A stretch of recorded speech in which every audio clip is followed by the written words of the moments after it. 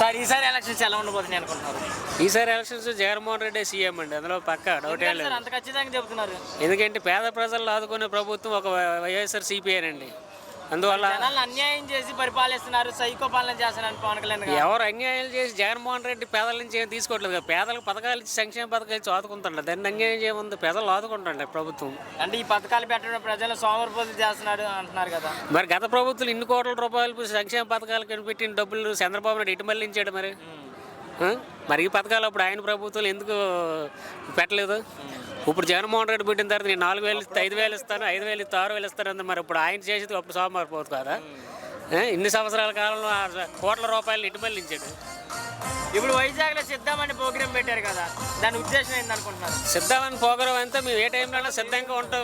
ఎన్నికలు ఏ టైంలో పెట్టినా మేము సిద్ధంగా ఉంటాం. ప్రజలు మా అండ ఉన్నారు.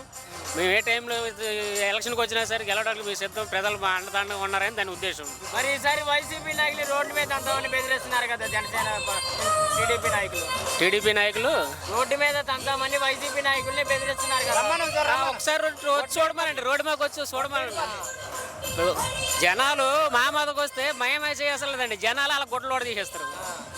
టీడీపీ వాళ్ళకి జనసేన నాయకులకి జనాలు గుడ్లు ఇటు తీసి కొడతారు రోడ్డు మీద వస్తే. ఆడాలు తినుకోవేపు ఇరుచుకుంటే ఆడింట్లో ఇరిగిపోతాయి కానీ మా ఇంట్లో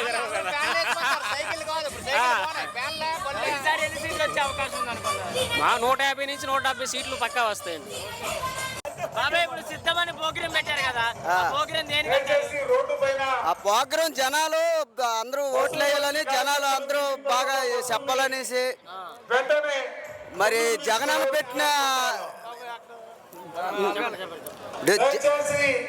పెట్టిన పథకాలన్నీ అందరూ ఉపయోగించుకొని మరి అందరూ పేదలందరికీ అందుతాయి అనేసి మరి అందరూ కూడా వీటి గురించి అందరూ ఓట్లేసి గెలిపించాలనేసి మరి కోరుతున్నాను. చంద్రబాబు గారు పవన్ కళ్యాణ్ గారు ఇద్దరు కలిసి పోటీ చేస్తున్నారు కదా. మరి వాళ్ళిద్దరు పోటీ చేయడం వాళ్ళిద్దరికి మరి సత్తా లేక మరి ఇద్దరికో మరి 4 కలుపుకుంటారు వాళ్ళు. మరి ఈసారి సైకిల్ దెబ్బకి ఫ్యాన్ రెక్కలు ఇరిగిపోతాయని బెదిరిస్తున్నారు కదా. వాళ్ళు బెదిరింపులకి ఎవరు ఉడికిపోతారు? వైసీపీ నాయకులు రోడ్డు మీద అంతా బెదిరిస్తున్నారు. వాళ్ళు బెదిరించడమే వాళ్ళకి అలవాటు అయిపోయింది. అది వాళ్ళు గెలడం అలవాటు లేదు, బెదిరించడమే అలవాటు. మరి జగన్ ఒక రౌడీ ఒక సైకో అని అంటున్నారు పవన్ కళ్యాణ్ గారు. వాళ్ళు ముందు రౌడీలు అయితే వీళ్ళకి రౌడీలు అని చెప్తారు. ఇప్పుడు మీకు వాలంటీర్ మంచిదేనా? బాగానే మరి వాళ్ళే అన్ని చేస్తున్నారు కదా. మరి వాళ్ళు లంచాలు తీసుకుంటున్నారంటారు, కిడ్నాప్లు చేస్తున్నారంటారు. అంతకు ముందు తీసుకున్నది లంచాలు వాళ్ళు, గొయ్యలు తవ్వేసి లంచాలు తీసుకున్న వాళ్ళు. మరి జన్మభూమి కమిటీ అనేసి వాళ్ళు ఎందుకు పనికిరాని వాళ్ళకి జన్మభూమి కమిటీకి నిలబెట్టి వాళ్ళందరూ కలిపి మీటింగ్ పెట్టి వాళ్ళ ఫోటోలు ఉంటేనే ఎవరికైనా ఏ పథకమైనా అందేది. ఇప్పుడు ఎవరికి కాకుండా అందరికి ఎవరి పథకాలు వాళ్ళకి నేరుగా అకౌంట్లో పడిపోతాను. ఇంకొకరికి ఎవరికి ఇవ్వాల్సిన పని లేదు. మరి ఇప్పుడు ఆడేడు చేస్తాడు. మరి ఇప్పుడు ఆడు ప్రతి ఒక్కరికి కూడా ఇంకా ఇదే 18 సంవత్సరాల వాళ్ళకి కూడా ఇదే పెన్షన్ లేసేద్దాం అంటాడు. మరి ఆడు చేసింది ఏడు అంటారు. ఈసారి ఎన్ని సీట్లు వచ్చే అవకాశం ఉంది? ఈసారి 120 సీట్లు వస్తాయి జగనానికి.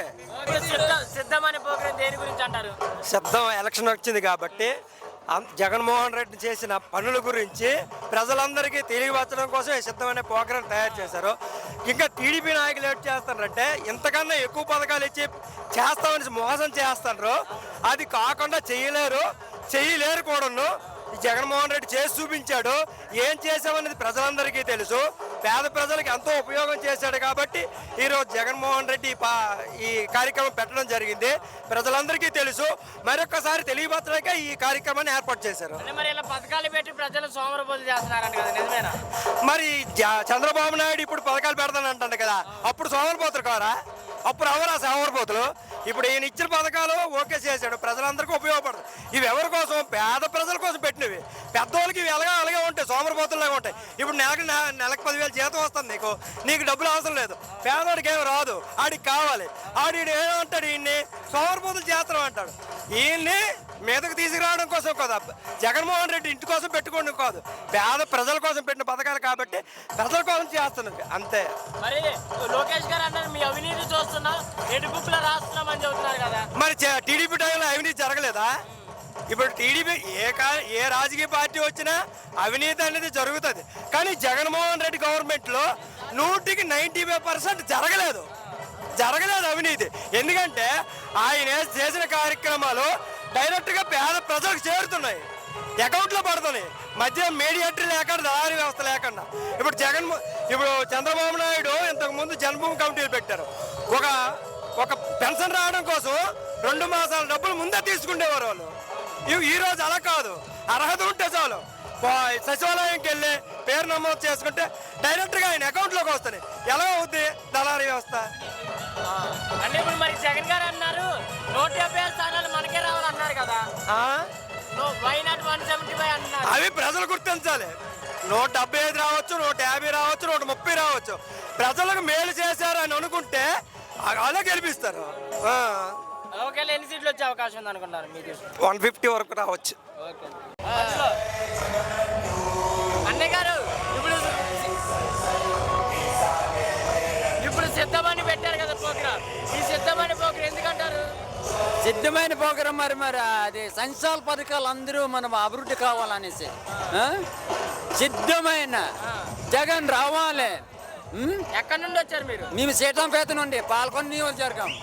అంత దూరం నుంచి వచ్చారు. మనం అంత నుండి మన జగన్ అనుమానంతో బాగా మనం సంక్షేమ పథకాలు అన్ని మనం వచ్చాము. సిద్ధం మంచిగా చేశారు జగన్ గారు, మంచిగా చేశారు, పేదలు అభివృద్ధి చేశారు.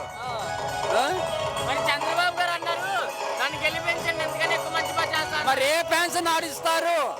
మొత్తం పథకాలు అంతా జగన్ ఇస్తారు కదా. జగన్ ఆడిచ్చింది మనం ఇప్పుడు ఎన్నిక చంద్రబాబు ఇస్తారు. అది ఇవ్వరు. నమ్మరా మీరు? నమ్మము. జగనే రాజశేఖర్ రెడ్డి తాయంలో బాగా అది అభివృద్ధి అయిందండి. మరి జగన్ వచ్చేసరి ఇది సిద్ధమైన బలపాన వచ్చింది, అదే చాలు.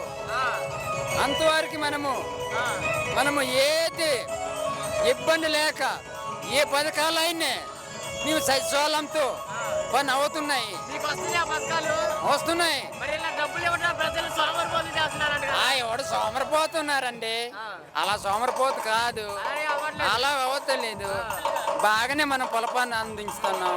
మరి మీ ఎమ్మెల్యే గారు మంచిగా చూసుకున్నారు మేము? బాగా మేమేలు చూస్తున్నారు, కలవాతమ్మ చూస్తున్నారు, బాగా మనము అందిస్తారు. ఇన్నాళ్ళల్లో మనము బాగా ఇబ్బంది టీడీపీ ప్రభుత్వంలో మనం ఇప్పుడు జగన్ వచ్చేసరి అన్ని సంక్షేమ పథకాలు అందుతున్నాయి. అంతే చాలు. అంతేనా సార్? మనం ఏం లేదు. జై జగన్, ఏ జగన్ అంటారు? జై జగన్.